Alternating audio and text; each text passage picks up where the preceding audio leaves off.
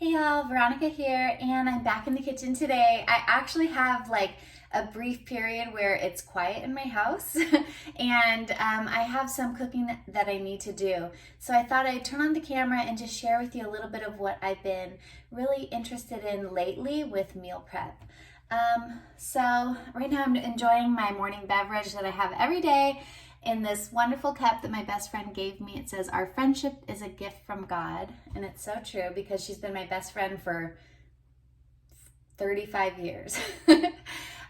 So anyways, I like to drink this, and one of the things that has been really inspiring me, and my best friend is kind of like one of the people that I would like to do stuff like this with, is this Mary Jane's Outpost book. I don't know if you've ever heard of Mary Jane Butters. She actually wrote the glamping book. It's basically, she's like an outdoor enthusiast. She has a farm and she really encourages women to go get out in nature. But I found this book the other day and I've been loving it. I've been like pouring through it and I've been getting so inspired. She just like, I mean, look at that. Don't you want to be out there? But anyways, I don't really have the ability to like go out right now and do all kinds of crazy farming and hiking, but I do have an ability to be at home and meal prep. And she has in here she calls it a 7-day backpacking meal plan. And what I really have been inspired by this meal plan is a few things. Basically, what she's done with this meal plan, she calls it a high protein, no fuss, low budget. So it's cheap, easy, and it's packed with protein, which is really important for when you're hiking. But I'm actually just trying to focus on high protein anyways, because I found my body does best when I actually eat a good amount of plant-based protein. So for her backpacking meal plan, she encourages us to eat the same grain every day and then build your meals around that grain. And the grain that she's talking about is quinoa. So I don't know if you've ever tried quinoa. Quinoa is a really protein-rich, fibrous grain that's actually kind of nutty, and it's really delicious, and it's perfect for breakfast, lunch, and dinner. You can eat it hot as like a hot cereal bowl. You can eat it as a cold cereal bowl. You can also put it into salads, and then you can also make it for dinner as like a casserole or a soup or sushi. I mean, there's so many things you can actually use quinoa for.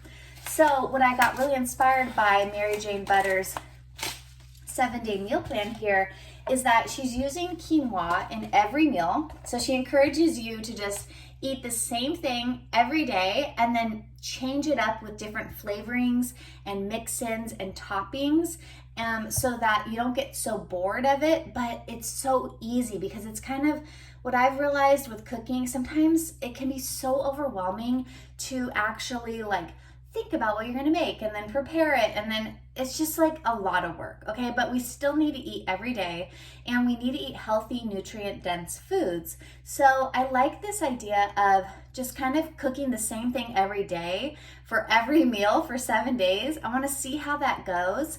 So in here, she kind of uses, like, she gives you a shopping list, and you can buy this book on, I think, Amazon, but she also has a website. I think it's maryjanesoutpost.com. But here she has her shopping list, and then she tells you like other things to get. She encourages like cheese and then fresh produce, but I don't eat cheese, so instead of cheese, I'm doing legumes. And I'm not doing everything that she puts on this list because I actually calculated it out, and it's actually a lot of food. It's probably too much food that I could really eat. But I just love her concept of you make the quinoa in the morning and you eat it for breakfast as a hot bowl, and then you eat it as a salad for lunch. And then for breakfast, she has 3 different options here. She does like coconut milk and honey, or milk and suknat, which is like a sweetener, and then soy milk and molasses.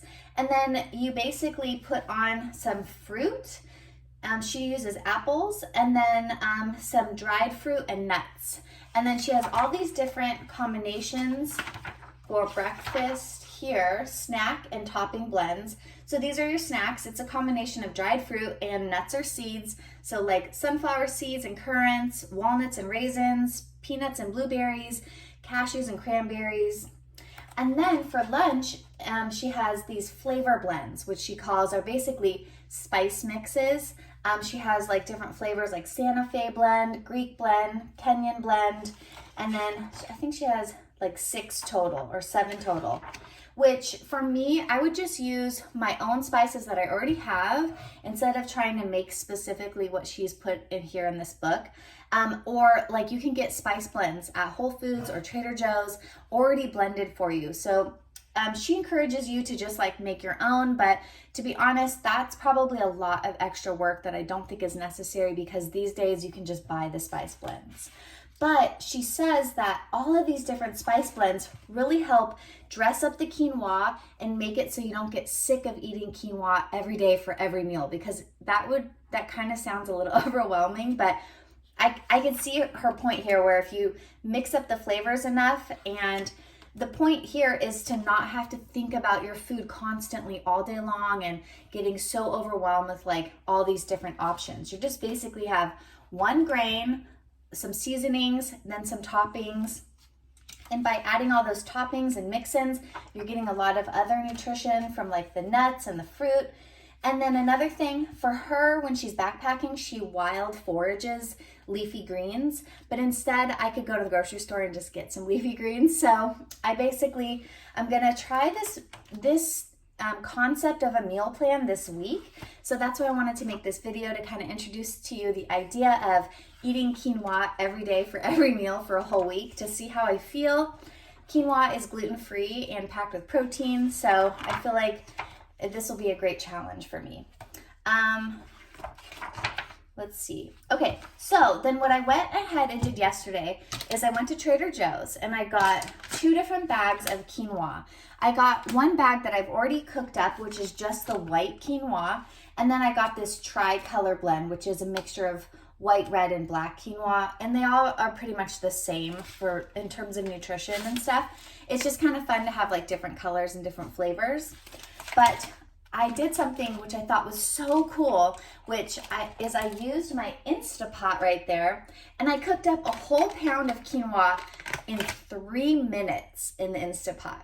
And one thing I really like about cooking quinoa in the Instapot is it doesn't burn on the bottom. If you've ever tried to cook any type of grain on the stove, a lot of times I've found it burns on the bottom because that's where the flame is. It's the hottest part.